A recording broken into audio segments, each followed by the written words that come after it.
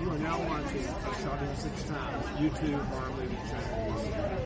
What's going on, everyone? Welcome to I Shot Him 6 Times YouTube horror movie channel. As you know, I'm your host Marcus. Please be sure to shoot that like button, subscribe to the channel, as well as hit that notification icon to get all the latest content updates to the channel. In this video, I'm going to be talking about how Halloween Ends contradicts the direction of the Michael Myers character, not only from Halloween Kills, but also within Halloween Ends itself. But before I get into it, let's hit that intro.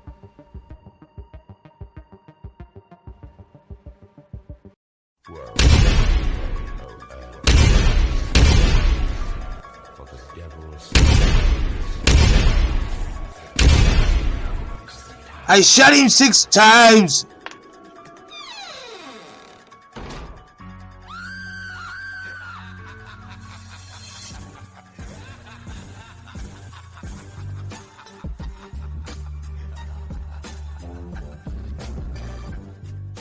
Okay, everyone, if you have watched Halloween Ends by now, or if you haven't but you have heard all of the spoilers from the movie, then you know by now that a big part of the fans' backlash for this movie is due to the fact that Michael Myers is hardly in the movie, as they focus on new character and eventual Michael Myers copycat, Corey Cunningham. Now, as someone who is very disappointed with this direction as well, what's even more disappointing in my opinion is how the film contradicted itself in terms of how Michael Myers was portrayed. I say this because David Gordon Green said leading into the movie that Michael Myers would be very weak and not the same Michael that we were used to seeing, in which he was right. But what caught my eye is how Michael looked strong when he was supposed to be weak, and how making him weak in this movie made no sense at all considering what we've seen in Halloween Kills and in Halloween Ends in itself. Let me explain.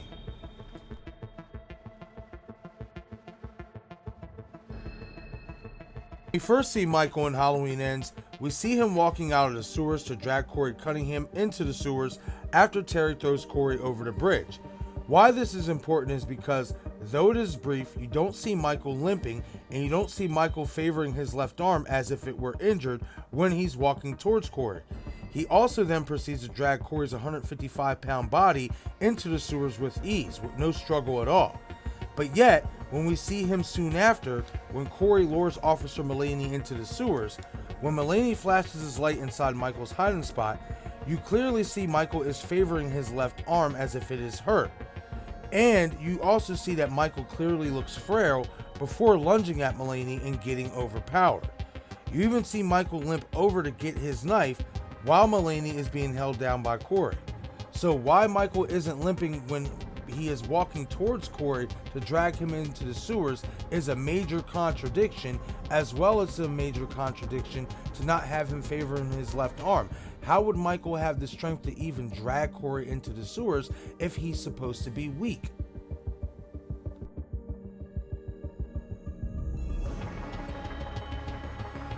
In Halloween Kills, we see Michael Myers take a brutal beating at the hands of Tommy Doyle and other Haddonfield residents, only to not just survive, but to wipe out and completely destroy Tommy and the other locals, while proceeding to go home and kill Karen, Lori's daughter, and look stronger than ever before, with the tagline for the movie being, "The more he kills, the more he transcends."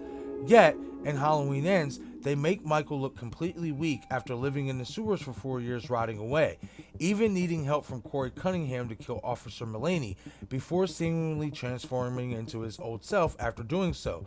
No more git when he's walking, no more favoring his left arm as you've seen moments prior to killing Mulaney. Seemingly, Michael is back at full strength after his first kill in a long time. The contradiction with this is that you hear the homeless man tell Corey, Michael takes people in the sewers from time to time, asking Corey why did Michael let him go, implying that the others that Michael took into the sewers did not make it out alive.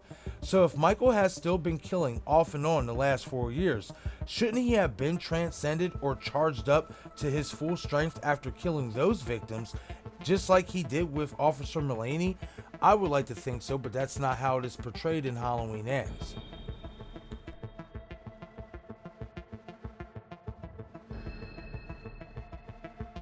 One of the main points David Gordon Green has tried to drive home in this trilogy is that Michael Myers is not supernatural, that he's just a man in a mask that possesses abnormal abilities.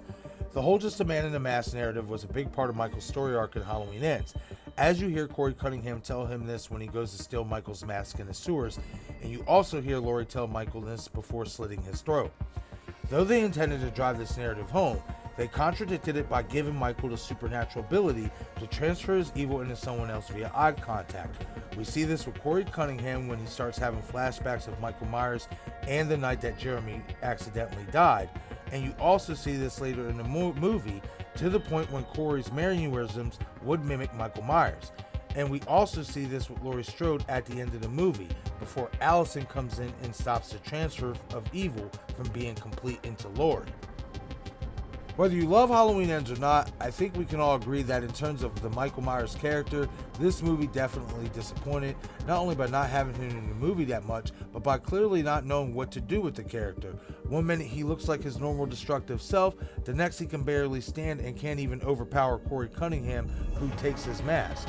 And I think that indecisiveness about how to present Michael in Halloween Ends is why the character came out the way it did in this movie, which was underwhelming to say the least. And this is not a knock on the GOAT James Earl Courtney.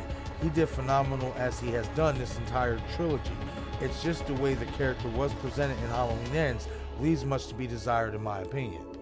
But okay everyone, that is it for this video. Leave a comment below and let me know your thoughts on how Michael Myers was portrayed in Halloween Ends, as well as let me know if you agree that Halloween Ends contradicts Michael Myers' character and the mythology of the character.